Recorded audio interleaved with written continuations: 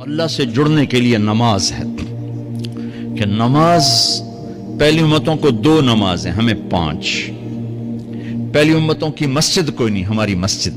پہلی امتوں کی اذان کوئی نہیں، ہمیں اذان ملی۔ اور اذان اتنا بڑا عمل بنا دیا میرے نبی نے کہ آپ نے فرمایا کہ اذان دینے والا قیامت کے دن سب سے اونچے مقام پر کھڑا ہوگا۔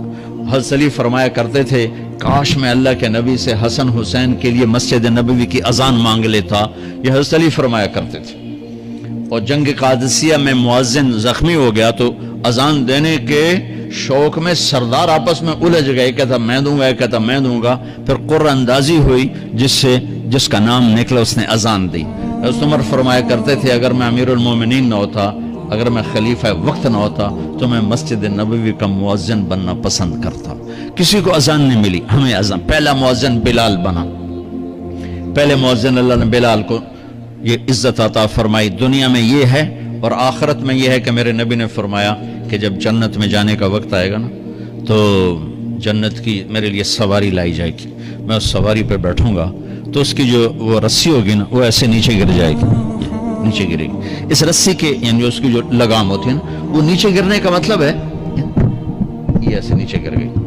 اب نیچے گرنے کا مطلب ہے کہ اس کی ڈرائیونگ میرے نبی نے نہیں کرنی، کوئی آنے والا ہے، کوئی ڈرائیور آنے والا ہے جو رسی پکڑ کے چلے گا، کوئی کوچبان آنے والا ہے جو اس کو پکڑ کے چلے گا۔ رسی کا گرنا ایک انڈیکیشن ہے کہ کوئی نصیب والا اب آئے گا۔ جب آپ کی سواری کھڑی ہوگی، رسی نیچے ہے تو اب سب کی گردنیں ایسے ہوں گی، کون؟ سب قیاس کر رہے کون کون کون؟ اللہ کی طرف سے اعلان ہوگا بلال کو بلایا جائے، بلال بلال۔ تو بلال آپ کی سواری کی لگام پکڑیں گے اور آپ نے فرمایا کہ سب سے پہلے میں جنت میں جاؤں گا اور بلال میرے ساتھ ہوگا، میری سواری کی لگام پکڑے ہو جائے گا۔ تو ہمیں اذان ملی، کسی امت کو اذان نہیں ملی۔ ہمیں 5 نمازیں ملی، کسی امت کو نمازیں نہیں۔ 2 نمازیں، ایک فجر کی 2 رکعت، عصر کی 2 رکعت۔ باجماعت نہیں، ان کو اپنی کتاب یاد نہیں، ہمیں قرآن یاد ہے۔ میرے مدرسے میں ایک بچہ اب ماشاءاللہ امریکہ میں وہ پڑھا رہا ہے، اس نے 30 دن میں قرآن یاد کیا۔ صبح یاد کرتا تھا، شام کو تراویح میں سناتا تھا۔ میرے مدرسے کا بچہ ہے، صبح بیٹھ کے مغرب تک پورا ہے سپارہ یاد کر کے اور عشاء کو تراویح میں سنا دیتا تھا۔ اللہ نے میں ایسا قرآن دے دیا کہ 1 مہینے میں بھی یاد ہو جاتا ہے۔ 3 دن میں بھی ایک بزرگ نے یاد کیا، 3 دن میں قرآن یاد کیا۔ اللہ نے ہمیں قرآن کی دولت عطا فرمائی، پڑھنے کے لیے 5 نمازیں عطا فرمائی، تہجد کی نماز عطا فرمائی، اوابین کی نماز دی، اشراق کی نماز دی، چاشت کی نماز دی۔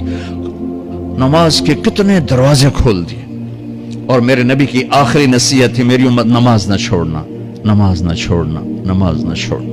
اور اس 14 صدی میں کوئی موقع ہے نماز چھوڑنے کا تو وہ میرے نبی کے نواسے کی کربلا کا ہے کہ جب ظلم بھی انتہا پر تھا اور مظلوم بھی اپنی آخری حدوں پر تھا، اور کائنات نے نہ ایسا ظلم دیکھا، نہ ایسے مظلوم دیکھے، نہ ایسی پاکیزہ ہستیاں دیکھی، نہ ایسے درندے دیکھے۔ تو سورج ڈھلا، نماز کا وقت ہوا ہے، تو آپ نے سبحان اللہ، آپ نے زہیر سے فرمایا کہ شمر سے کہو نماز پڑھنے دے، نماز پڑھنی ہے، امت کو پیغام دینا ہے کہ یہ کسی حال میں چھوڑنے کا کام نہیں ہے۔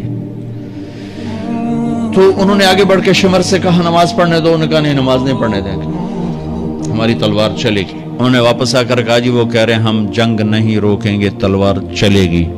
تو پھر یہ نہیں فرمایا اچھا چلو ٹھیک ہے سر دیو، فرمایا اچھا آدھے نماز پڑھو آدھے جنگ کرو۔ آدھوں نے نماز پڑھی، آدھوں نے جنگ کی۔ پھر انہوں نے جنگ کی اور پہلوں نے نماز پڑھی، اور عصر سے پہلے سب کے سر کٹ کے نیزوں پہ چڑھ گئے۔ یہ وہ ہستیاں ہیں جن کو میرے نبی نے کہا میری آنکھوں کی ٹھنڈک حسن حسین، میرے جگر کے ٹکڑے، میرے جنت کے پھول، پتہ نہیں کیا کیا تشبیہات دی ہیں میرے نبی نے۔ اب جنت کے نوجوانوں کے سردار حسن اور حسین۔ اور پھر نماز نہیں چھوڑی۔ ان کو جنت کی بشارت تو ماں کے دودھ پیتے مل گئی تھی، کربلا کی وجہ سے نہیں ملی سرداری ان کو، وہ تو ان کے سر کا صحرا ہے الگ۔ ان کو سرداری جنت کے ملی ماں کا دودھ پیتے ہوئے کہ جنت کے نوجوانوں کے سردار ہیں حسن اور حسین۔ نماز نہیں چھوڑی میرے عزیزو، نماز نہ چھوڑو۔ اللہ کا شکر ہے، میں آپ بچوں کو دیکھ کے مجھے اپنا کالج کا دور یاد آ رہا ہے. ہمارے دور میں ایک نعیم الدین صاحب گورنمنٹ کالج لاہور میں تبلیغ کا کام کرتے تھے، اور وہ اکیلے ہی نماز پڑھتے تھے، کوئی نمازی نہیں ہوتا تھا، اور کسی لڑکے کی داڑھی نہیں تھی، کسی لڑکے سوا سے ایک نعیم الدین کی. اب ہر کالج میں جائے داڑھیوں والے بچے نظر آتے ہیں، ٹوپیوں والے بچے نظر آتے ہیں، کوئی لڑکی کے سر پہ دوپٹہ نہیں ہوتا تھا، کوئی ایجوکیشن تھی. اب لمز جیسی یونیورسٹی میں بھی لڑکیاں پورے برقعے میں ہوتی ہیں، حجاب میں ہوتی ہیں، نقاب میں ہوتی ہیں. جہاں برائی کا گراف اوپر گیا تو نیکی کا بھی اوپر گیا. جہاں برائی کا لیول اگر بڑھا ہے تو نیکی کا لیول بھی بڑا ہے. اتنا بڑا میری نسل کا مجمع اللہ کی بات سن رہا ہے، یہ اس دور میں کوئی تصور نہیں کر سکتا تھا.